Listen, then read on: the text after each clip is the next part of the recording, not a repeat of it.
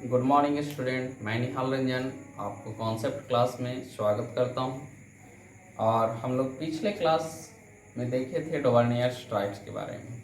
डोवर्नियर STRIDE क्या होता है, लेकिन आज हम लोग देखेंगे किसके बारे में, न्यूलैंड्स लॉ ऑफ ऑक्टेव। इसके बारे में देखेंगे न्यूलैंड्स लॉ ऑफ ऑक्टेव। तो ये सेकंड क्लासिफिकेशन है, सेकंड है Newland law of octave. Newlands law of octave के बारे में देखेंगे।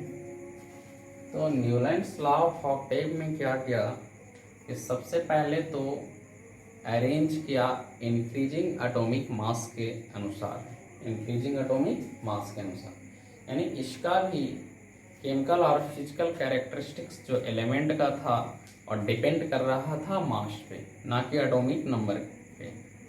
तो सबसे पहला पॉइंट क्या होगा, सबसे फर्स्ट पॉइंट होगा कि according to law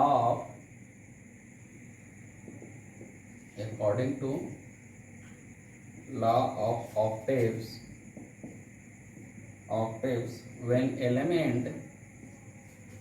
when elements are arranged in order to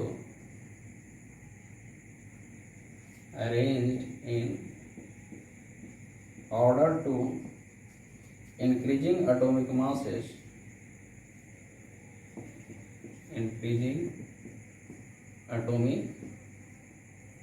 masses, the properties of every eight element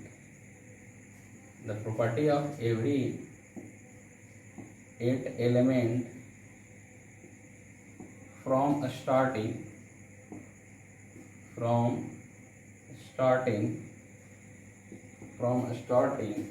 or repetition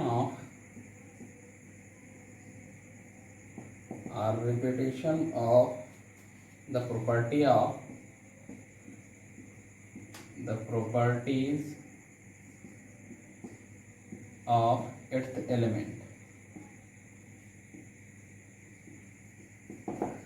क्या बोला कि इस लॉ के अनुसार, ऑक्टेव्स लॉ के अनुसार, एट्थ एलिमेंट का जो प्रॉपर्टीज होगा वो रिपीट करेगा फर्स्ट एलिमेंट का प्रॉपर्टीज के अनुसार।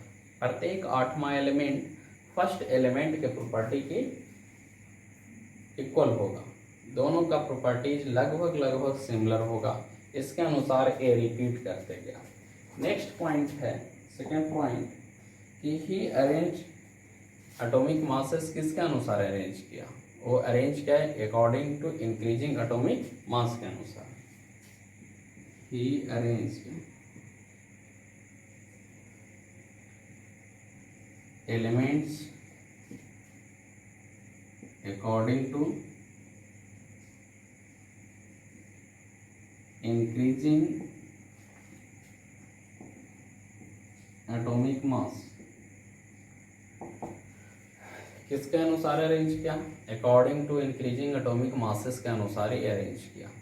और प्रत्येक आठवां एलिमेंट का जो कैरेक्टरिस्टिक्स होगा, प्रॉपर्टी होगा, और फर्स्ट एलिमेंट का सारा जो कैरेक्टरिस्टिक्स होगा उससे मिलता जुलता होगा। क्लियर। एक पॉइंट और है next,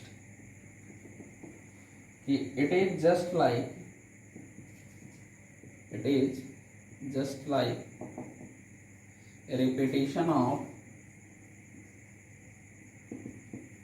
repetition of eight notes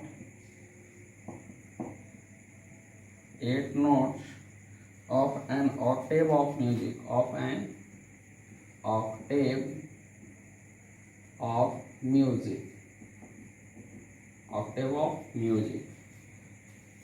so it is also known as law of octaves।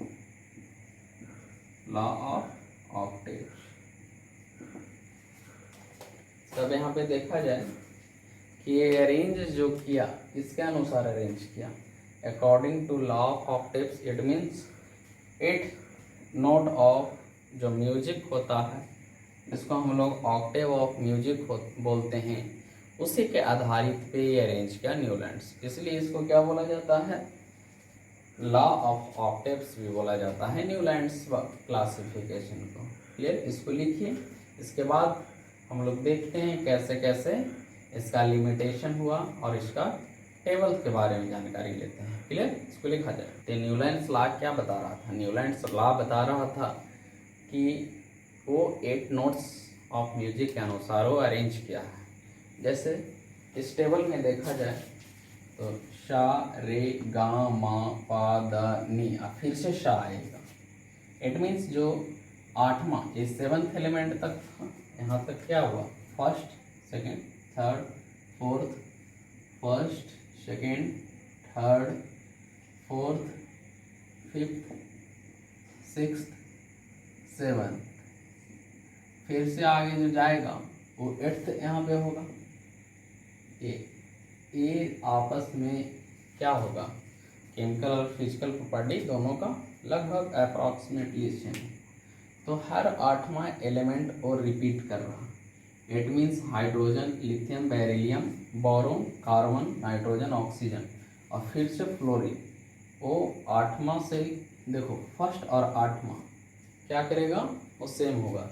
जैसे फ्लोरीन और क्लोरीन का प्रॉपर्टी क्या हो रहा, सेम हो रहा। जैसे लिथियम सोडियम और के पोटेशियम सेम हो रहा है, बेरिलियम मैग्नीशियम और कैल्शियम। क्लियर, तो इस हर 8वां एलिमेंट फर्स्ट वाले का नेचर से क्या करेगा, मिलेगा। क्लियर, लेकिन कुछ इसका लिमिटेशन है। लिमिटेशन ये है कि ये सिर्फ और सिर्फ कैल्शियम एटम तक का ही एप्लीकेबल है, उसके बाद इसका लॉ क्या हो जा रहा, फेल हो जा रहा। तो लिमिटेशन देखें, फर्स्ट लिमिटेशन तो लिमिटेशन किसका, न्यूलैंड्स लॉ ऑफ ऑक्टेव्स का लिमिटेशन देखा जाए तो न्यूलैंड्स लॉ ऑफ ऑक्टेव्स का फर्स्ट लिमिटेशन क्या होगा कि it works only up to calcium element. कहाँ तक, ये सिर्फ और सिर्फ कैल्शियम तक एप्लीकेबल है। तो it work well up to calcium only, सिर्फ कैल्शियम तक का ही ये क्या करता है, वर्क करता है, एप्लीकेबल है। नेक्स्ट क्या है कि उस समय टोटल 56 एलिमेंट का डिस्कवरी हुआ था।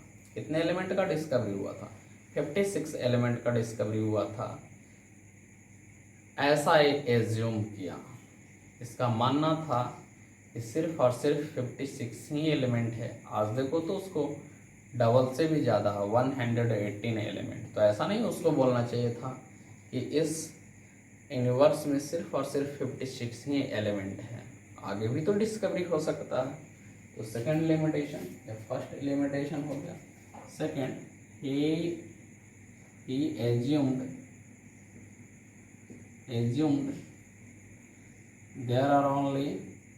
there could be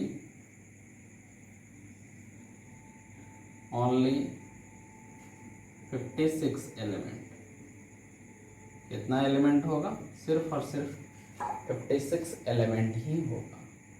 नेक्स्ट इसका डिमेरिट देखते हैं कि बहुत सारे एलिमेंट, जैसे यहाँ पे कोबाल्ट और निकेल को एक ही स्लॉट में रख दिया, लैंथेनियम और सेजियम को एक ही स्लॉट में रख दिया।